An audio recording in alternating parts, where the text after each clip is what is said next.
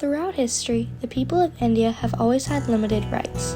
However, it wasn't until the 20th century that people started doing something about it. Gandhi was one of many who wanted a change for him and his people. He led many efforts to regain rights for the Indian people, with most of them making only a small impact and never reaching his desired goal. Gandhi's largest protest came after the realization of Britain's corrupt rule over India in the mid-20th century. Gandhi decided to start a protest, referred to as the Salt March, in order to regain human rights for all Indians. Nearly 20 years after the march concluded, India finally gained independence from Britain, but they also had new responsibilities for their uprising government and all citizens. This is the story of Gandhi's interminable fight for Indian independence and equality.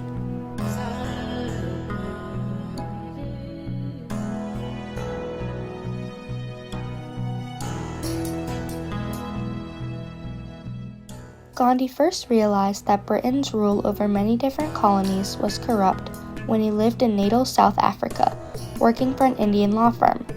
He worked there for many years, and when he was about to return home to India, he noticed that the South African government was trying to pass an unjust bill that took voting rights away from Indians. The government wanted to pass this bill, but this was a right that Indians had always had, and they were trying to take it away from them. So this caused conflict within South Africa. Gandhi thought that this wasn't fair to anyone, so he ended up staying in South Africa for an additional 20 years, trying to stand up for the Indians to give them the rights that they deserved.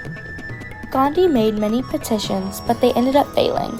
After his failure, he decided to form the Natal Indian Congress, which allowed Indian representation in the South African government. He became the secretary and was responsible for all the communication throughout the Congress. Due to the Congress's efforts, the bill to take voting rights away was disallowed.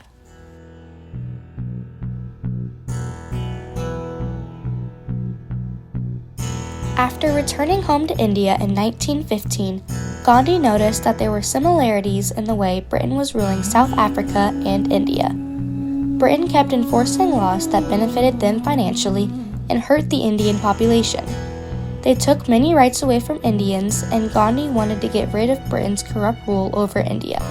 Britain was trying to convert everyone to Christianity and put random restrictions on what goods Indians could buy and sell. In order to make a change, Gandhi used his freedom of speech to start a protest called the Salt March. But why salt? Gandhi wanted to use salt as the centerpiece of the march because people from all social backgrounds could relate to the importance of salt. Salt was a daily necessity in Indian lifestyle, and the Salt Act that Britain enforced hurt Indians. The act stated that Indians were prohibited from collecting or selling salt, which forced them to buy it from Britain instead. This caused the poverty rate in India to skyrocket from 23% to over 50%.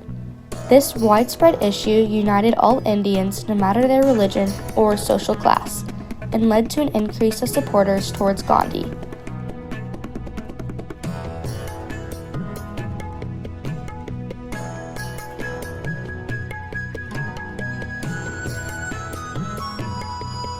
On March 12, 1930, Gandhi and 80 other supporters used their freedom of speech and left from Sabarmati, India, to protest against Britain's Salt Act. Gandhi used his philosophy of satyagraha throughout the march. Satyagraha is a peaceful way to disobey government demands without harming anyone. Along his route, he stopped in villages and he told the villagers his purpose for his march, and when they heard his cause, many other supporters joined the march. The march was going smoothly for the Indians, but the British were furious. Their perspective on the march was completely different from India's. Britain felt like India was betraying them because they thought they'd done so many beneficial things for India. The worst part for Britain was that they relied on India for its vast natural resources, and they would lose a lot of money and power if they lost this vital piece of land. To try to stop the march, Britain sent officers to beat the protesters up, but nothing that Britain did could stop Gandhi and his supporters from marching. When he finally reached the coast in Dandi, India, on April 5th, he had nearly 50,000 other supporters marching with him. The first thing he did to show resistance against Britain's Salt Act was pick up a handful of salt on the shoreline to show defiance against the Salt Act. Unfortunately, this was disobeying the law, so Gandhi and 60,000 people who were associated with the march were imprisoned. As a result of Gandhi's imprisonment, the Gandhi-Iran Pact was formed.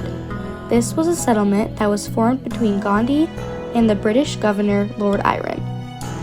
It stated that everyone who was imprisoned for participating in the march would be set free if Gandhi would stop his Satyagraha campaign against Britain. The most important detail about this pact was that Indians regained their right to use salt if they used it specifically for domestic use. Indians were thrilled that they got this right back, but they still had many civil rights still taken away. Many efforts were made to try to regain these back, but they were not successful.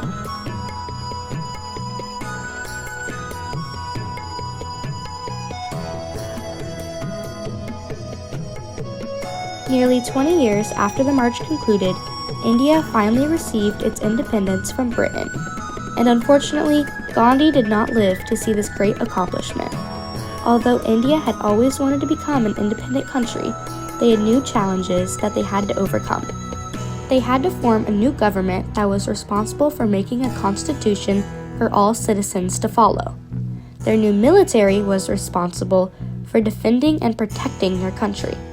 The people were responsible for following the Constitution and striving for excellence to uplift their country.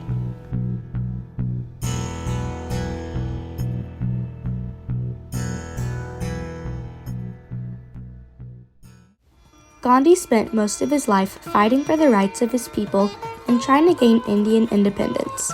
He led multiple peaceful protests in order to stand up for his country, and the most impactful one was the Salt March. He ended up being imprisoned for his actions from the march, but used this as fuel to power his future movements. After Gandhi's death, India finally received independence from Britain. Although many citizens were thrilled for their independence, they gained many new responsibilities in their society.